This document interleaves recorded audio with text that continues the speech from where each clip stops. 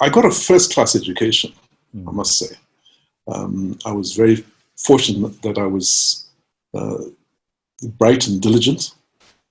And I remember going home in fact, my parents used to come and visit on Sundays.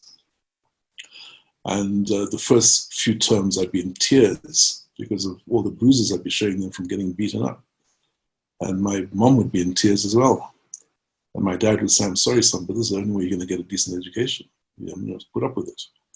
The only one who's better than you, son, is somebody who's more intelligent than you, not because they have a different color skin to you." And so I persevered. I used to come top of my class.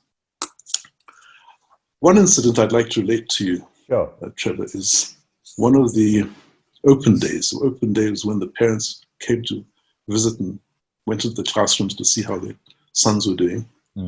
We used to have a board, and on the board would be the names of all the children, with the top performing one at the top, and with a number of gold stars after his name. And my name was consistently on top.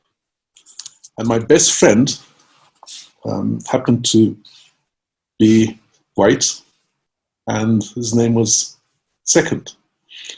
And his parents were in the room, as were my parents.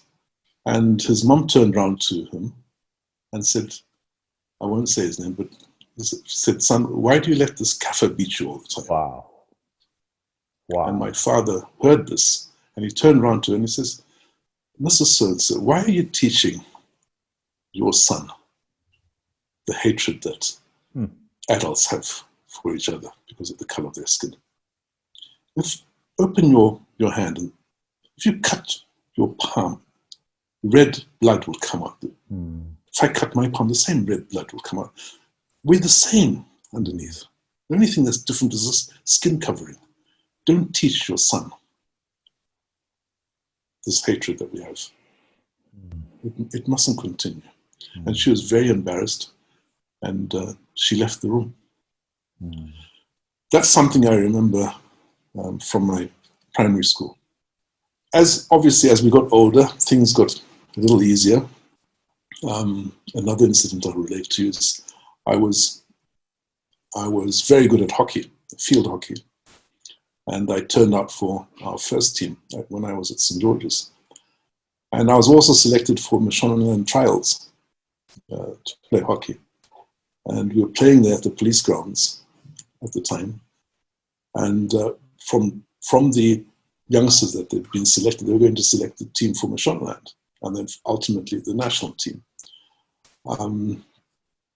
Whilst play was up at the top end of the field, I suddenly heard, "Get the kafir, get the kafir." Oh.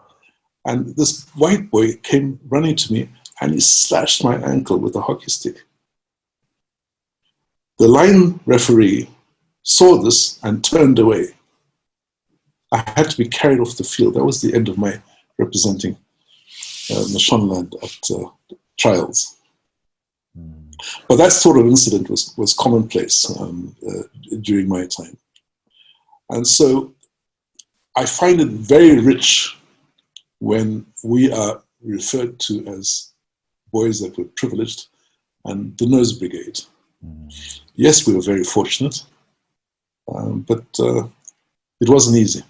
It was very difficult at the time.